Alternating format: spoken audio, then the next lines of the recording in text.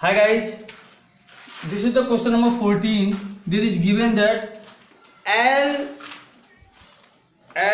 be the set of all parallel line in the XY plane. XY plane means what? देखो guys, XY plane की बात अगर कर रहा है, इसका मतलब ये बात किया जा रहा है 2D का। ठीक है, ये किसमें बात किया जा रहा है? बात किया जा रहा है 2D का। 2D में एक प्लेन X और Y है ना, इसमें ऐसे पैरेलल लाइन का सेट लिया गया है जो लाइन क्या है, एक दूसरे के पैरेलल है। हमको चेक करना है कि यह रिलेशन जो होगा, यह रिलेशन इक्विवेलेंस रिलेशन होगा कि नहीं होगा।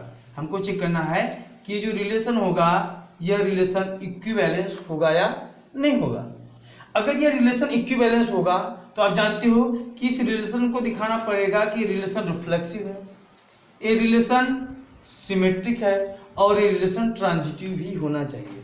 अगर हम किसी रिलेशन को अगर ये तीनों दिखा पाते हैं कि रिफ्लेक्सिव भी है, सिमेट्रिक भी है और ट्रांजिटिव है, it means this relation is a equivalence relation.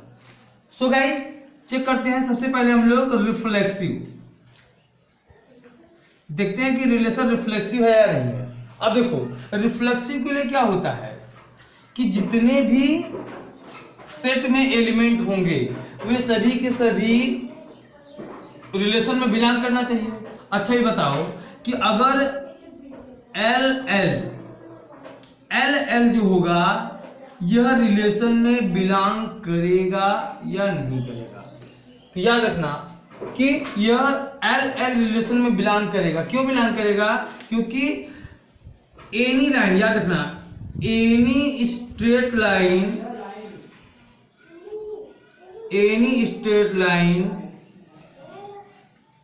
Parallel to itself.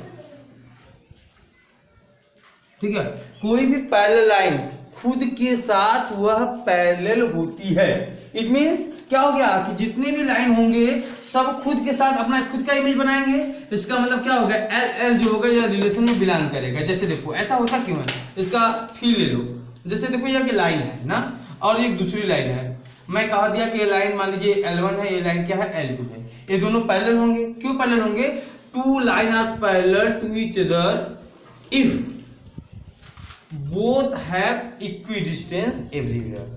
अगर दोनों लाइन हर जगह पर बराबर दूरी रखते हैं तो दोनों लाइन पैरेलल हो जाएंगे। अब देखो यह खुद लाइन, इसी पे एक दूसरा लाइन खींचू, मैं कह दिया कि इसी पे एक लाइन मैंने L2 भी खींच दिया है। अब ये देखो कि ये लाइन जो होगा यह एक दूसरे के पैरेलल है अथवा नहीं है। तो ये पैरेलल है, क्यों? क्योंकि L1 and L2 both have the distance how much, 0 centimetre या 0 मीटर, जो भी कर दीजिए ना, दोनों के बीच का जो डिस्टेंस होगा 0 होगा। इसका मतलब एक लाइन खुद के साथ वो पैरेलल होती है। ये बात समझ में आएगा? इसका मतलब क्या हो गया? इसका मतलब ये हो गया कि जो मेरा रिलेशन है, रिलेशन आर इज रिफ्लेक्सिव। ये रिलेशन क्या हो गया भाई? एक रिफ्लेक्सिव रिलेशन हो गया। क्लियर है? अब देखो सिमेट्रिक चेक करते हैं, बड़ा ही आसान है सिमेट्रिक चेक करना इस क्वेश्चन का। देखो सिमेट्रिक कैसे चेक करोगे? सिमेट्रिक के लिए हमको कंडीशन बताया जाता है कि अगर कोई रिलेशन में, अगर ए बी रिलेशन में बिलोंग करता है तो रिलेशन में बी ए भी बिलोंग करना चाहिए। अगर ऐसा हो गया तो रिलेशन क्या हो जाएगा? सिमेट्रिक हो जाएगा। चेक कर लो। देखो अगर देखो L1 L2 if belong to relation, it means what कि L1 is parallel to L2। अच्छा एक बात बताओ, अगर L1 ये है और दूसरी लाइन क्या है L2 है, अगर L1 L2 के पैरेलल है तो L2 L1 के पैरेलल होगा कि नहीं होगा? बिल्कुल होगा। It means we can say that L2 also parallel to L1, hence we can say that L2 L1 is belong in the relation। इसका मतलब क्या होगा? अगर रिलेशन में L1 L2 रिलेशन में बिलोंग किया तो रिलेशन में L2 L1 में बिलोंग कर गया। इसका मतलब क्या हो गया? इसका मतलब ये हो गया कि ये रिलेशन क्या हो जाएगा? सिमेट्रिक हो जाएगा। इसका मतलब हम क्या कर सकते हैं कि hence R is symmetric। R क्या हो गया भाई? सिमेट्रिक हो गया ना। इसका मतलब ये रिलेशन क्या हो गया? रिफ्लेक्सिव भी हो गया और सिमेट्रिक भी हो गया। अब हम लोग चेक करेंगे कि जो रिलेशन है ये रिलेशन ट्रांजिटिव है कि नहीं है। आइए चेक करते हैं कि रिलेशन जो होगा ये रिलेशन ट्रांजिटिव होगा कि नहीं।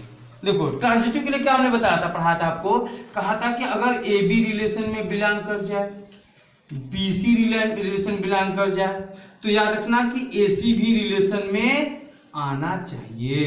अगर AC भी रिलेशन में हो गया तो हम कह सकते हैं कि रिलेशन क्या हो जाएगा, ट्रांजिटिव हो जाएगा। तो सिंपली देखो अब क्या हो जाएगा, अब देखो एक लाइन है L1 L2 is belong in relation, ठीक। और हमने देखा कि L2 और L3 यह भी रिलेशन में मान लो बिलोंग कर रहा है। अब फिगर देखो इसका, अब देखो एक लाइन L1 है और एक दूसरी लाइन क्या है भाई, L2 है। L1 पैरेलल टू क्या हो गया, इसका मतलब क्या है कि L1 पैरेलल टू L2 है। इसका मतलब क्या होता है, इसका मतलब यह होता है कि L1 पैरेलल टू L2 है, ठीक। अब देखो यहां से क्या मतलब निकल के आता है कि L2 is parallel to L3 है ना। तो L2 एक लाइन के पैरेलल क्या हो गया, L3 लाइन के पैरेलल हो गया।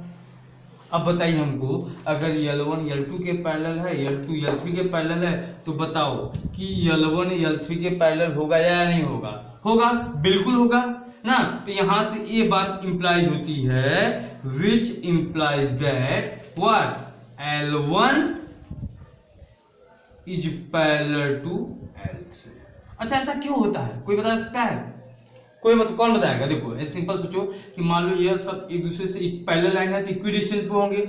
मान लो सपोज करिए 2 सेंटीमीटर पे है और मान लो कि 3 सेंटीमीटर पे है, तो L1 से L3 कितना हो गया, हर जगह क्या हो जाएगा, 5 सेंटीमीटर पे हो जाएगा। इसका मतलब L1 पैरेलल टू हो जाएगा, L3 हो जाएगा। इसका मतलब क्या हो गया कि L1 L3 is belong in relation, ठीक। इसका मतलब क्या हो गया, hence R is transitive also, ठीक है।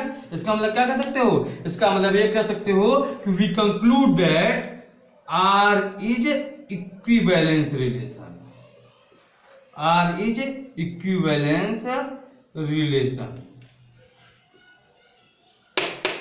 क्लियर हुआ, ये क्या हो गया, इक्विवेलेंस।